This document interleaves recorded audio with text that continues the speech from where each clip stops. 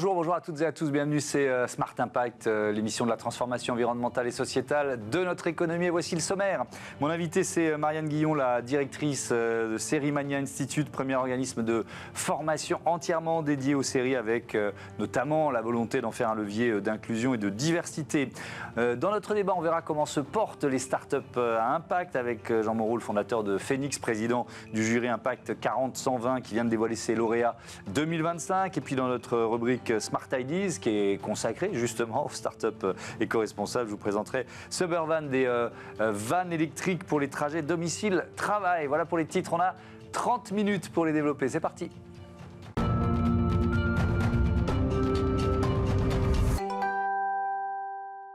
L'invité de Smart Impact, c'est Marianne Guillon. Bonjour. Bonjour. Bienvenue, vous êtes la directrice de Sérimania Institute et vous êtes également en charge de la RSE au sein de ce festival Sérimania qui existe, je crois, depuis 2018. Alors, c'est quoi ce festival? Racontez-moi. Alors, Sérimania, c'est un festival qui est entièrement dédié aux séries. Oui. C'est un festival international et qui se déroule à Lille. On a chaque année à peu près 100 000 personnes qui viennent dans nos salles. Donc, c'est un festival qui a vraiment pris son ampleur et qui s'est vraiment intégré dans ce territoire. Et nous organisons aussi, et c'est très important, une partie professionnelle qui s'appelle le Sérimania Forum. Donc là, c'est un forum pour tous les professionnels au niveau international qui travaillent dans la série. Cette année, il y a 5000 personnes qui sont venues de nombreux pays, qui représentent toutes les plateformes, toutes les chaînes, les producteurs et les scénaristes. C'est un secteur économique qui pèse combien? Oui, c'est un secteur économique qui pèse. L'audiovisuel en général, celui de la série. On compare souvent le poids de toutes ces économies, l'économie de la culture, à celui de l'automobile dans le PIB français, plus de 3%. Donc c'est vraiment un secteur qui compte, qui crée de l'emploi et pour lequel il y a aussi, comme tout secteur économique, des besoins de formation très concrets et très importants. C'est pour ça qu'on a, nous aussi, voulu avoir notre école et créer notre organisme de formation. On va y revenir, mais est-ce qu'il y a un écosystème français de la série? Ah, complètement. Oui. La série en France est là depuis un moment, même si on sait que la série est dominée par les États-Unis, les Anglais. Il y a de très très belles séries qui arrivent. Mais en France, on a la chance d'avoir déjà le CNC qui accompagne le développement de l'audiovisuel, une chaîne publique puissante, France Télévisions et Arte, qui sont des gros commanditaires de séries. Et oui, il y a un écosystème. Il y a de très grands scénaristes. La FEMIS, qui est l'école des cinéastes, s'est mis aussi à la série, à former des scénaristes. Donc véritablement, c'est un secteur qui est en progression en France, encore aujourd'hui. Et ce qui est intéressant de voir, c'est que les séries qui sont plébiscitées par le public sur les chaînes françaises sont des séries françaises. Oui. C'est un festival qui se déroule pendant une semaine, c'est ça, grosso modo? Oui, c'est ça, c'est 8 jours. 8 jours. Ça pèse quoi en impact, un festival? Puisque vous êtes chargé de la RSE au sein de Alors, un festival Sérimania. comme Sérimania, ça a plusieurs types d'impact. C'est un impact économique très clair. La question des retombées économiques, on en parle souvent. Il ne faut pas se focaliser là-dessus, mais il faut quand même l'avoir en tête. C'est-à-dire qu'un festival... On va pas nier que ça rapporte de l'argent à la ville dans laquelle ça se déroule. L'hôtellerie, les voyages... Mais comme il y a de l'hôtellerie et des voyages, pardon de vous interrompre, ça veut dire qu'il y a des spectateurs, des visiteurs qui se déplacent. C'est ça le premier bilan carbone. Clairement. Dans l'événementiel, la question des voyages, c'est le premier poste de carbone. Là-dessus, nous, on essaie d'agir en conscience et de manière... comment vous dire ça, de manière responsable. Enfin, responsable et lucide. C'est-à-dire qu'on ne peut pas empêcher les voyages. Quand on est sur un festival international avec une partie professionnelle, les professionnels ont besoin de se déplacer pour venir travailler ensemble. Ça, c'est une chose. Maintenant, nous, à notre niveau, on essaye de déployer des mesures incitatives. Donc, par exemple, pour ce qui est des professionnels et de nos propres invités pour le festival, à partir du moment où ils acceptent de prendre le train, s'ils viennent d'Europe, nous, on est prêt à étudier la possibilité de mettre une nuitée de plus, par exemple, pour qu'ils aient du temps. Ça, c'est quelque chose, ça peut paraître anecdotique, mais dans les festivals, c'est assez nouveau. Et puis, ça coûte de l'argent, ça rentre et dans ça le coûte budget, de l'argent. C'est un choix. Mais c'est très apprécié aussi de nos invités et de nos équipes. Parce que quand on fait de la RSE, c'est à la fois l'impact qu'on a sur le public, mais c'est très important au niveau de nos collaborateurs de pouvoir les embarquer aussi dans une démarche responsable. Qu'est-ce qu'il y a d'autre comme levier? Comme levier sur j'en ai plein en tête, mais je vous laisse dire ceux qui vous semblent les plus importants. Nous, on agit beaucoup en local, en fait, pour que les festivaliers puissent se déplacer sans impact carbone. Donc, pour les professionnels, on a mis en place des vélos-taxis. Au début, on s'était dit, les professionnels, ça va pas les amuser beaucoup. Et en fait, si. On a vu qu'entre entre l'année dernière et cette année, ils prennent 2 fois plus les vélos-taxis. On transporte autant de pros dans les vélos-taxis que dans nos navettes électriques. Donc peut-être... Et certainement, progressivement, on va enlever les navettes électriques. Donc ça, c'est un levier. Ensuite, là où il faut aussi minorer les choses, enfin être réaliste, c'est que le public de Série Mania est essentiellement un public local qui se déplace au sein de la ville de Lille comme il le ferait habituellement. Voilà. 2021, c'est la date de création de cet institut. Série Mania est un institut, c'est une école en fait, c'est quoi? Oui, c'est un organisme de formation. On fait plusieurs choses. Nous, on fait de la formation continue pour les professionnels, donc par exemple pour les scénaristes internationaux, français. Et on a aussi voulu, dès le départ, ne pas s'adresser que aux professionnels, mais aussi avoir une section pour accompagner des jeunes qui sont en rupture scolaire et qui ont des difficultés d'accès à ce milieu, qui est un milieu qui fonctionne beaucoup en réseau et par connaissance. Et pour les initier au métier de la série, leur faire découvrir la diversité des métiers qu'il y a dans l'audiovisuel, parce qu'il y a énormément de métiers. Il n'y a pas que le métier de réalisateur, puisque tous les jeunes arrivent en voulant être réalisatrice ou réalisateur. Il y a plein d'autres métiers et qu'on peut s'y faire une place, quoi. Mais ça veut dire quoi? Ça veut dire qu'il faut... Il y a les biais et les stéréotypes. C'est-à-dire qu'il faut lutter contre l'autocensure, mais aussi contre... des biais de recrutement, de financement, est-ce que c'est vrai complètement. Ça Oui, nous, dans la promotion qu'on déploie, donc il y a 20 jeunes, ils sont entre 18 et 25 ans. Beaucoup d'entre eux ont par exemple arrêté les études. C'est-à-dire que post-Covid, il y a aussi toute cette génération qui a commencé la fac et qui n'a pas réussi à se relancer. Donc c'est eux qu'on essaye d'aller chercher, par exemple. Il y a des jeunes qui ont des freins géographiques. Dans notre promotion de 20 jeunes, on a 5 jeunes aujourd'hui qui viennent des zones rurales des Hauts-de-France. Et honnêtement, c'est un frein en plus, en fait, quand on n'a pas le réseau ni la centralité de Lille ou encore moins de Paris, de pouvoir accéder à une formation qui vous ouvre les portes comme ça. Et oui, il y a des freins, c'est pas pour moi, ça c'est toujours ce côté, c'est pas pour moi ce milieu, c'est pas pour moi ces métiers. Alors qu'encore une fois, il y a des métiers accessible à plein de profils, quoi. Ouais, il y a aussi la question du genre, parce qu'on voit que par exemple les femmes réalisatrices, elles sont aussi nombreuses dans les écoles, elles sont aussi nombreuses à peu près quand il s'agit de diriger des courts-métrages, et puis plus le film est long et plus le film coûte cher, moins il y a de femmes. Ah oui, c'est le fameux plafond de verre, on le connaît. Les choses bougent. Oui, quand même. Elle bouge doucement, mais elle bouge. Là, on est en plein festival de Cannes, on voit bien que le festival a fait un gros effort. Nous, côté série, on est un peu moins marqué par cet écart entre hommes et femmes à la réalisation, un petit peu moins. Au niveau de la formation, nous, on a vraiment pris le parti, dès le départ, d'avoir des promotions paritaires. Donc, par exemple, sur cette formation tremplin pour les jeunes, c'est 10 filles, 10 garçons, aucun problème de ce point de vue-là. Et moi, ce que je vois, on a peu de recul, mais quand même, on a 2 promotions là qui sont sorties. C'est que les jeunes femmes qui étaient dans nos promotions sont parmi celles qui, aujourd'hui, sont le plus en emploi, qui ont réussi à décrocher des jobs, quoi. Donc, moi, je suis d'un naturel optimiste. Moi aussi, je marche du côté ensoleillé de la rue, donc c'est en train de bouger. Je pense que ça bouge. Maintenant, il ne faut rien lâcher. C'est comme pour la RSE. Alors, et c'est comme pour un enjeu qui est majeur, dont on parle de plus en plus souvent dans cette émission, qui est l'enjeu de l'acceptabilité de la transformation environnementale et sociétale par nos concitoyens. Quel rôle vous donnez finalement à vos métiers, à la fiction? Est-ce qu'il y a beaucoup de séries qui parlent d'environnement, tiens, par exemple? Alors, la série, c'est un vecteur, enfin, c'est le reflet du monde. C'est toujours ce qu'on dit, les scénaristes, de toute manière, s'inspirent de ce qui se passe dans le monde et de comment on vit pour faire leur série. Et on voit apparaître, bien sûr, beaucoup de sujets environnementaux dans les séries qui sont encore beaucoup traités sous un angle un peu catastrophiste, il faut le remarquer, il faut le dire. Donc nous, on essaye à Série Mania aussi d'aller chercher d'autres types de récits et d'encourager, au niveau de la formation de nos scénaristes aussi, l'émergence c'est ce qu'on appelle les nouveaux récits.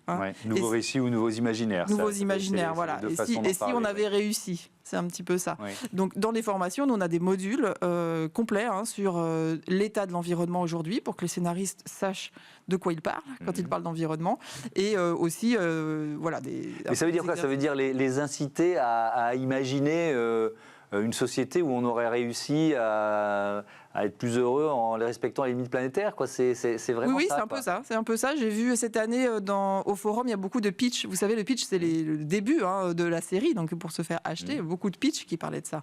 C'était très intéressant et ça va être intéressant de suivre si les producteurs prennent, en fait. Mais on voit que les sujets sérieux, les sujets qui concernent le public sont plébiscités par le public. Je vais juste prendre un exemple. On sort un peu, de l'environnement et de la RSE, mais là, vous avez vu, on a tous vu le succès, par exemple, d'une série comme Adolescence, qui est sur Netflix.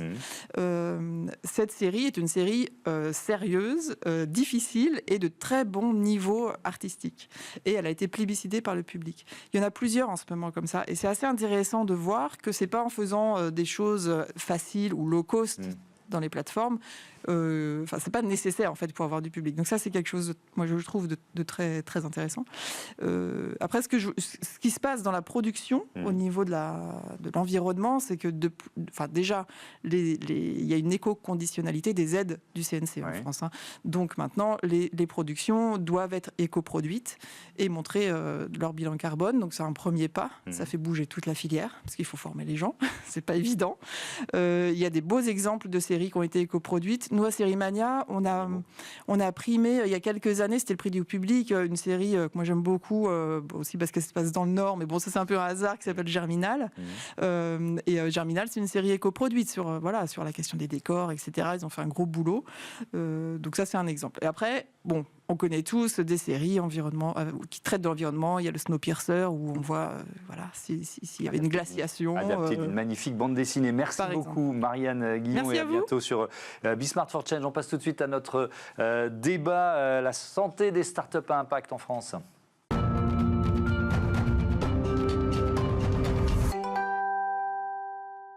Comment se portent les startups à impact en France? Voilà le thème de notre débat. J'accueille Jean Moreau, bonjour. Bonjour Thomas. Bienvenue, vous êtes le fondateur de Phoenix et président du jury Impact 40-120. Flora de Pernay, bonjour. Bonjour. Bienvenue à vous aussi, vous êtes directrice de cabinet au mouvement Impact France. Vous avez été lauréat l'an dernier et vous êtes président cette année. C'est quoi? C'est une sorte de passage de relais? C'est un passage de relais, tout à fait. Déjà, je suis content que cet indice existe.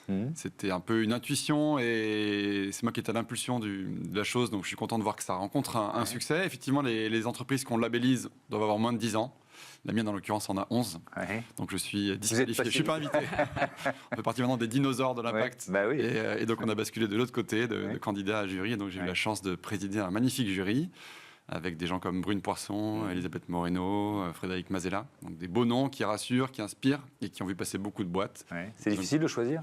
De choisir, oui. Il y a maintenant, Flora le dira, mais il y a presque plus de 1500 startups à impact. Donc quand on en sélectionne 120, ça fait un entonnoir qui commence à être assez sérieux. Donc c'est une bonne nouvelle qui est pas mal de candidats. Pourquoi cet indice, il vous semble important? Pourquoi il a fallu le créer, d'après vous?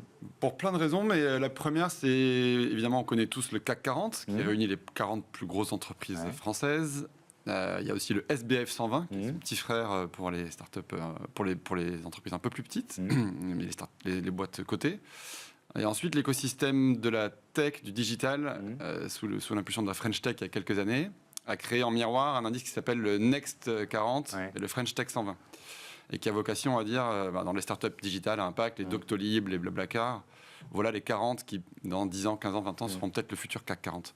Et nous, on s'est dit, il manque ça dans l'impact. Et donc, on veut identifier, suivre et faire grandir les 40 et 120 prochaines pépites de la tech for good, de la climate tech, et donc mettre en avant, valoriser et rendre crédibles ces startups-là. Ça veut dire, Flora de Pernay, qu'elle passait un petit peu sous les radars, notamment des financiers, On peut le voir un peu comme ça, effectivement. Nous, on est persuadés que ce qu'on ne compte pas ne compte pas. Et donc, si à un moment donné, on n'a pas un indice de référence qui permette de crédibiliser à la fois la solidité économique de ces entreprises à impact et leur impact positif, ce qu'elles génèrent comme coût évité ou comme effet positif pour la société, ça ne permet pas de rendre visible l'importance de ces entreprises.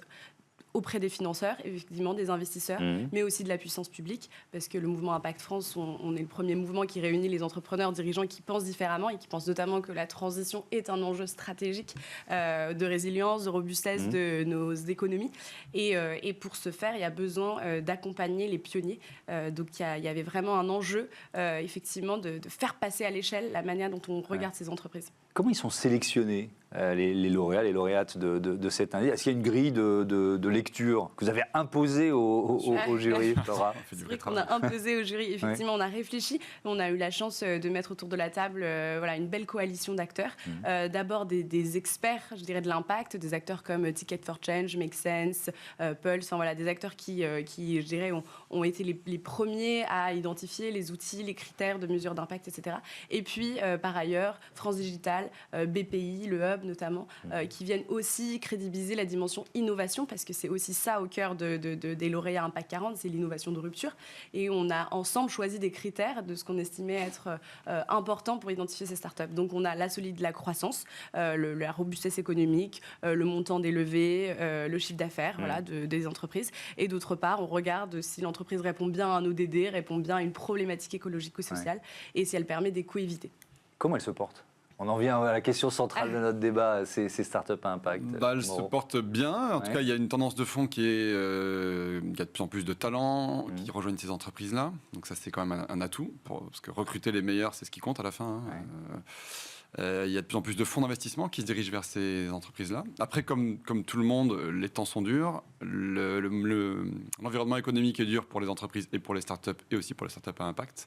Est-ce qu'elles ont plus de mal à lever des fonds? Parce que j'en reviens à la question. Parce que ça s'est un peu calmé sur les levées de fonds. Est-ce que c'est vrai un peu plus ou un peu moins pour les startups à impact? Je dirais plutôt un peu moins. Un peu moins. Et notamment, on y vient après sur le mapping, mais ce qu'on constate, c'est qu'il y a plus de 8% de levée de fonds qu'en 2023 pour ces entreprises, et qu'en total, elles ont levé près de 11 milliards depuis leur création. Donc c'est une tendance qui est plutôt à la hausse comparée au reste de l'écosystème tech qui est plutôt en stagnation aujourd'hui. Il y a plus de femmes, il y a plus de jeunes. Il y a plus de femmes, ça c'est une bonne nouvelle. 53% des entreprises lauréates ont une femme parmi les cofondateurs, cofondatrices. Donc ça, c'est quelque chose qui distingue aussi de la tech plus traditionnelle où il y a plutôt un univers assez masculin.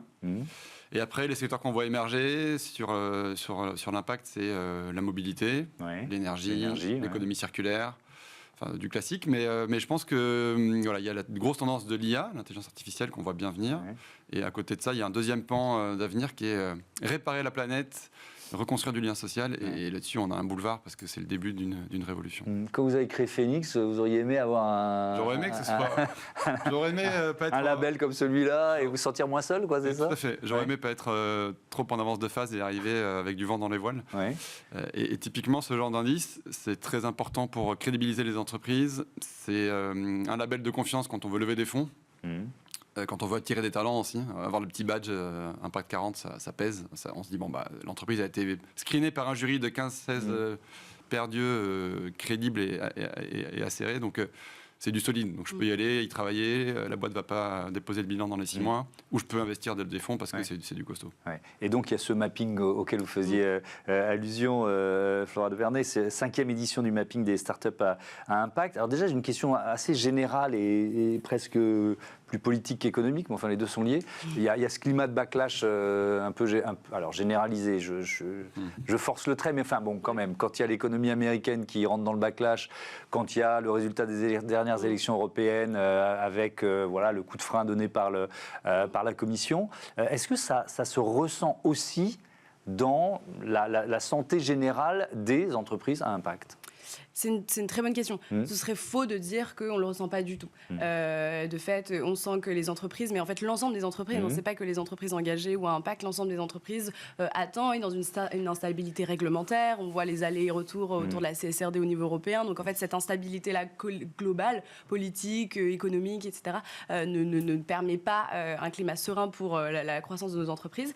Sur l'écosystème des entreprises engagées, je dirais qu'on a une vigilance, c'est de ne pas créer une prophétie aussi auto-réalisatrice. C'est-à-dire qu'on parle beaucoup de backlash, aujourd'hui on ne le ressent pas vraiment, et à force de nourrir ce récit-là, il y a un risque qu'on fasse des choix et des choix stratégiques qui le Je me mets dans la tête d'un investisseur qui, à force d'entendre parler de backlash un peu partout, se dit bah non, je vais arrêter d'investir dans une entreprise à impact. Quoi. Exactement. Et ce qu'on constate à travers le mapping et les chiffres du mapping, c'est qu'aujourd'hui, en tout cas par rapport à 2023, qui était la date de la dernière édition du mapping, en fait, il y a plutôt un écosystème qui, au-delà de se consolider, se renforce et même en croissance.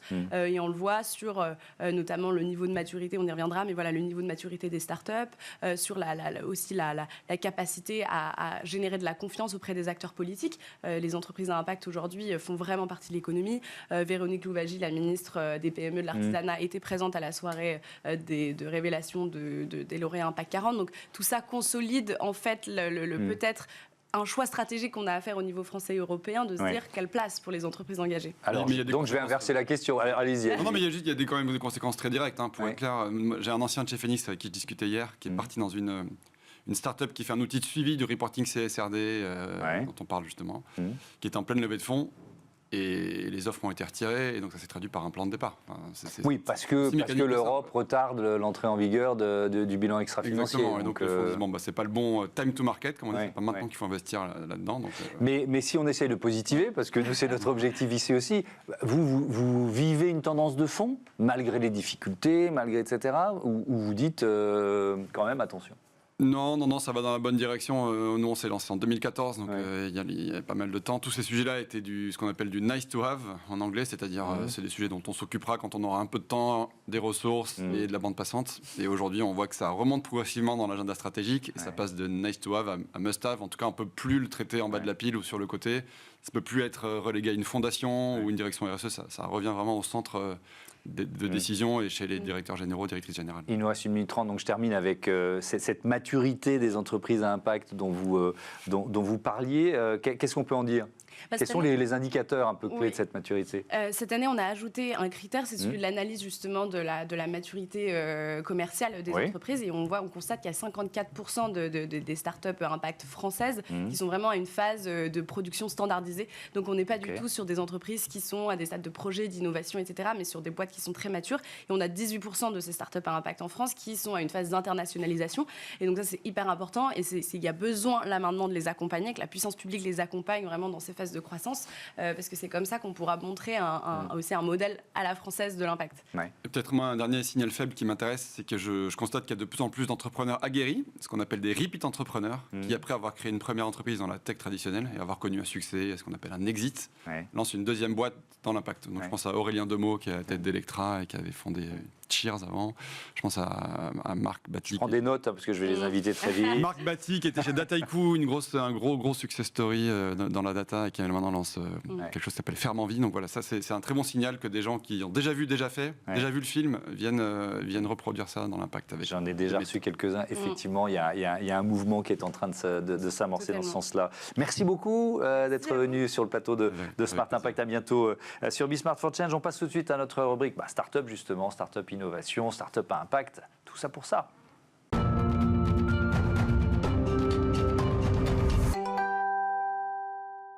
Smart Ideas avec Carlos Holguin, bonjour. Bonjour, bienvenue. Thomas. Vous êtes le cofondateur de Suburban, créé en 2020 avec Michel Parent et Christiane Sandou.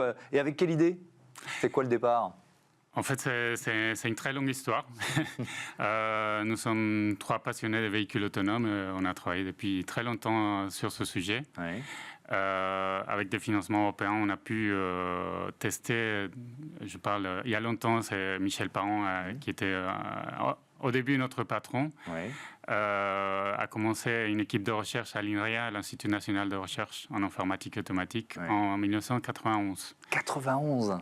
Sur le véhicule autonome. Sur le véhicule autonome, avec un angle pas seulement technique, mais très applicatif. D'accord. Et donc là, parce qu'on va accélérer pour savoir ce que vous proposez aujourd'hui, ce sont des vannes électriques, autonomes, même si on va expliquer qu'il n'y a pas encore vraiment la certification, mais appelées à le devenir, pour faire quel type de trajet ? Alors, ce dont on s'est rendu compte après avoir testé des véhicules autonomes un peu partout en Europe, on s'est rendu compte de deux choses, que les gens n'avaient pas peur de monter dans des véhicules autonomes. Bon, il posait 2-3 questions et après il s'était rassuré. Et ensuite, on s'est rendu compte que voilà, il y a eu une espèce de vague de navettes qui roulaient très doucement et on les mettait dans des parcs, dans des jardins, dans des ponts, des trajets très très courts.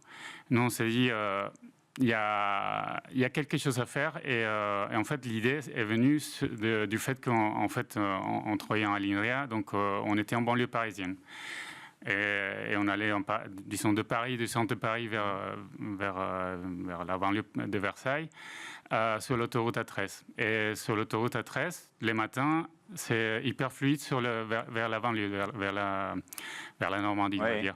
Alors que dans l'autre sens, c'était à peu près 15 km de bouchons. Je l'ai vécu aussi, effectivement, c'est blindé tous les matins. Exactement. Donc on s'est dit, là, il y a un problème. Et on a essayé de comprendre ce problème. Et le problème qu'on a trouvé, c'est que c'était tout bête. C'est qu'il y a en France 18 millions de personnes qui, dans les zones périurbaines, donc je ne parle pas du centre de Paris ou de Lyon, des grandes villes, mais plutôt les périphéries, vont au travail en voiture. Donc ça, c'est des données peut-être de 2018, 2019. Et on s'est rendu compte que, en fait, 14 millions de ces 18 étaient à 10 minutes en voiture d'une gare. Sauf que pour accéder à ces gares, il y a un bus qui passe toutes les heures, qui met 20-30 minutes.